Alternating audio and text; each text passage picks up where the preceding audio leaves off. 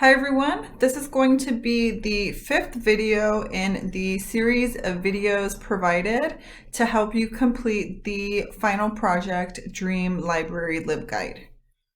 If we scroll down on the assignment page, you'll see all of the instructions separated with these headers that represent the different parts of the final project. And then we have this 6th section that is more about the required design elements. One of the questions we had in the Zoom session that was held last week was how to delete a page. We see the plus for adding pages, but there is no minus. To delete a page, you first want to click on the page in question. Make sure you're in the correct page, and then we're going to find this little cluster of gears. Click on that and scroll down to delete page. You'll get this warning that once this is deleted, it cannot be undone. Click I understand and delete. Success. Our test page is gone.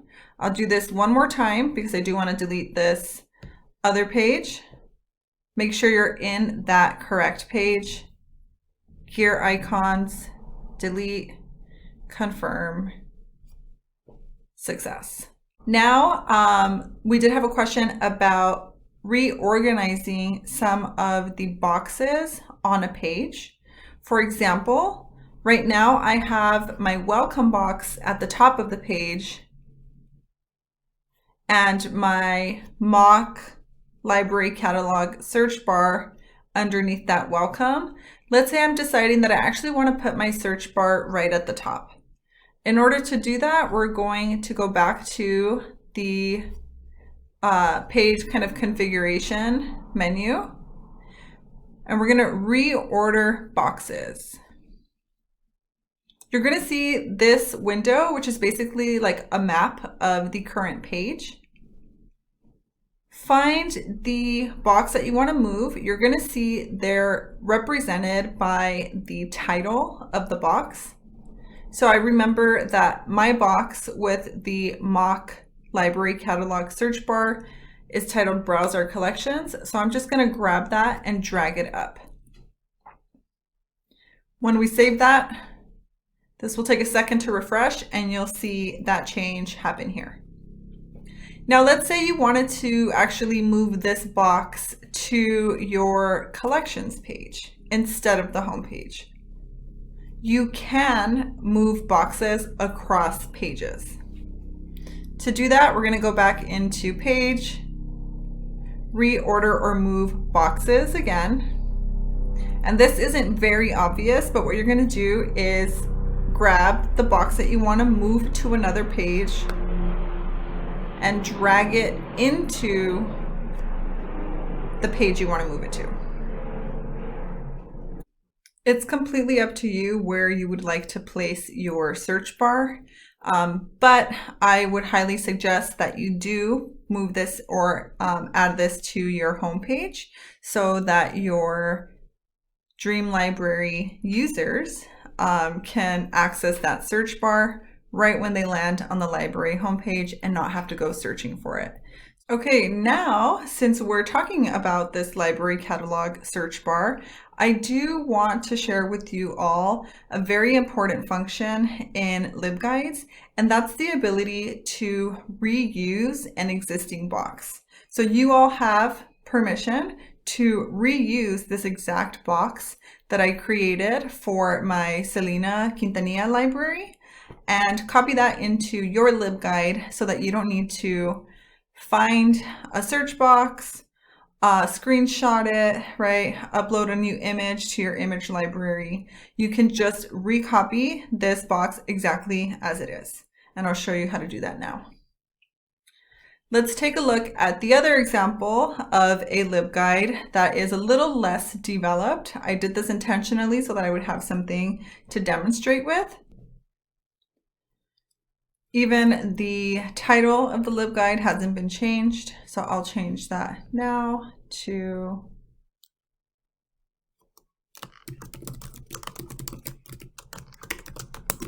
children's. Okay, that's how we would make this change.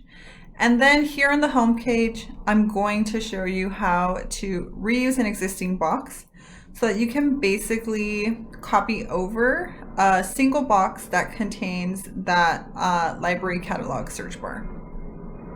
So we're going to scroll to the bottom of the page where we'll find the add box options. I'm going to reuse and place the library catalog search box into my column 2 because that is the center of this layout. And you all have already used this window to create a new box. You may or may not have noticed that there is another option. The second tab, we're going to click on Reuse Existing Box, and then we're going to need to find that Browse Our Collections box. You can choose from any of the existing guides, right? But in this case, we're looking specifically for the Selena library. And then you'll find all of the boxes that are used in that LibGuide and this next dropdown, and find Browse Our Collections. You can change the title of the box, but that's pretty much all that you can change about this box. So let's say you prefer something like Search Our Collection.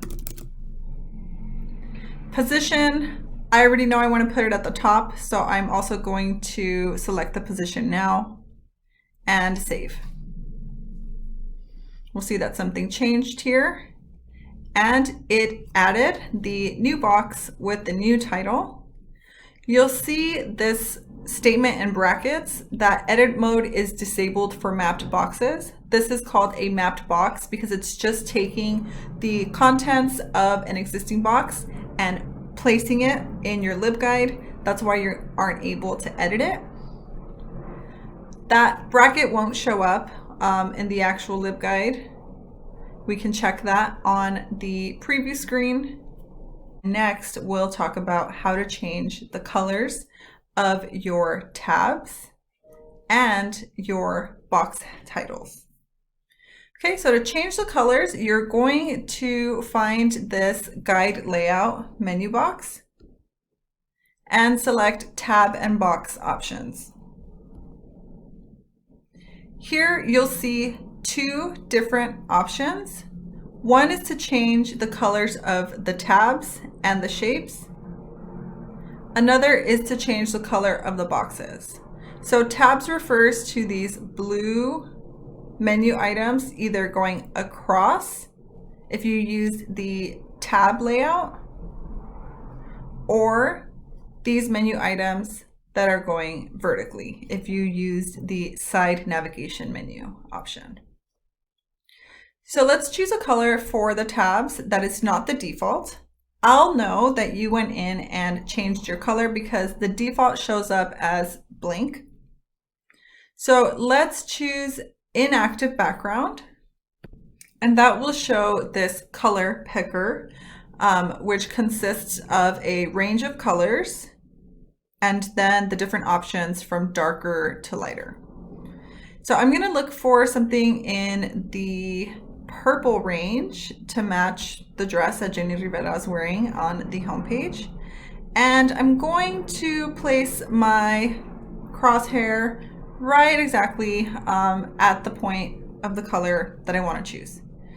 Then this combination of numbers and letters will show up, which is called the hex code. Click Save. Once this refreshes, you'll see the change in the inactive tabs, right? Only the 3 inactive tabs changed because that's the field that we picked a color for. Now to change our active tab, we'll go back into the guide layout and choose a different color for active background. Let's say I want to stay in the purples, but let's make it a much darker purple.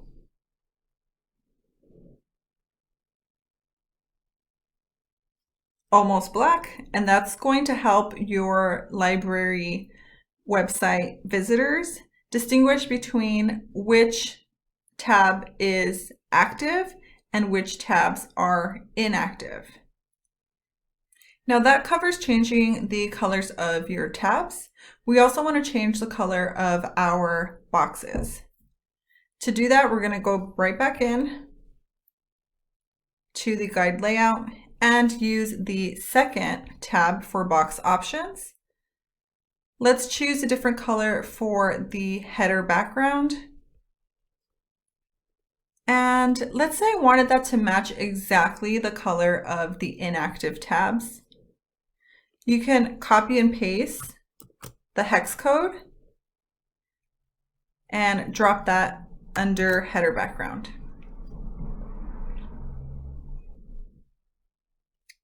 Now, because the default color of the text in your header background was this grayish color, it's actually pretty difficult to read because this is an example of low contrast. If you are going to use a darker color for your box header background, then we do need to change the color of the text to something much lighter.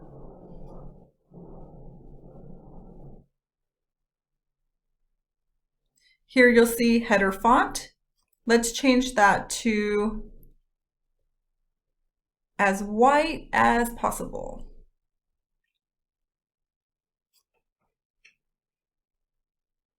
Now that's going to make your box titles far more legible.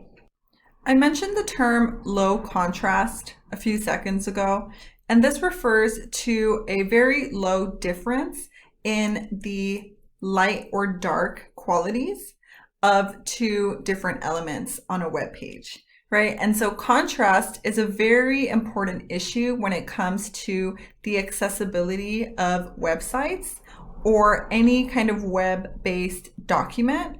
And this applies to anyone, but it is especially important for people with low visibility.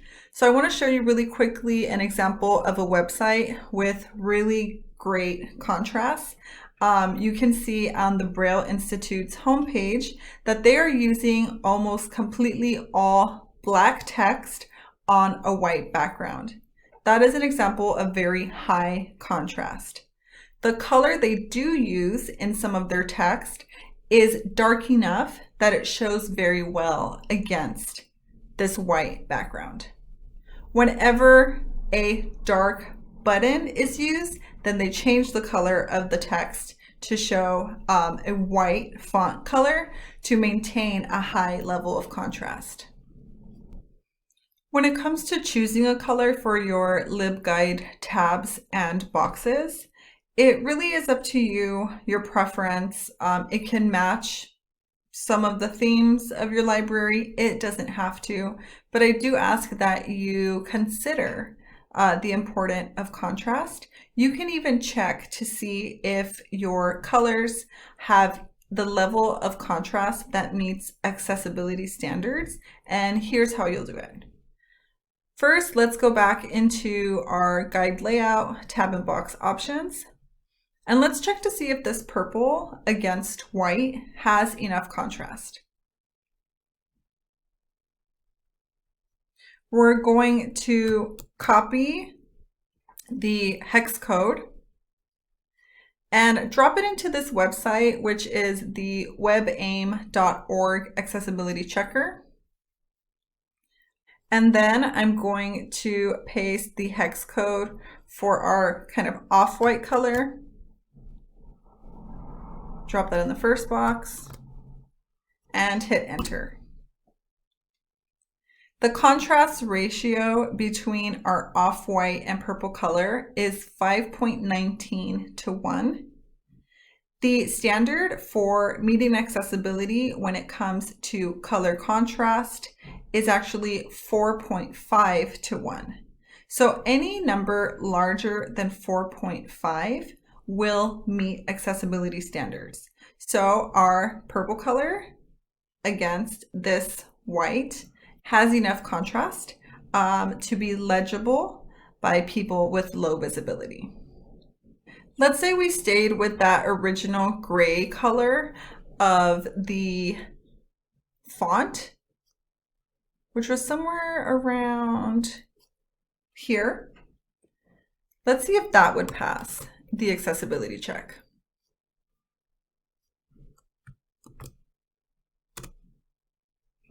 You'll see that it does not.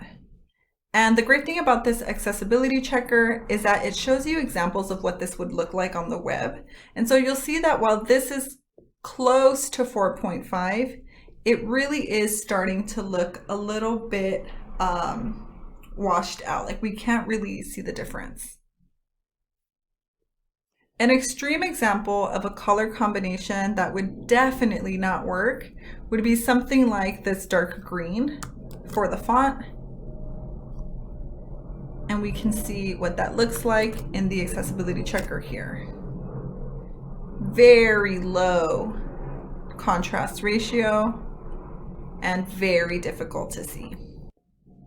Next, I will go into a little bit of detail about two of the very important elements that need to accompany any of the images that you use throughout your LibGuide. You'll see in the design instructions towards the bottom of the instructions page, there are 5 images required, 1 on each of your 5 required pages. Each image needs to have an image credit that links to the original source of the image online. If your image is something you drew, or even the sign or Instagram post that you created for the marketing discussion a few weeks ago, then you'll just credit yourself by using your first and last name after the words image credit, and that would not need a link. I'm going to show you how I would add the image credit using this LibGuide as an example. First, we're going to go to the box that contains the image, open up that edit button, and simply type the words image credit right underneath the image. Type out the name of the source. In this case, I found this image on the Latinitas magazine website.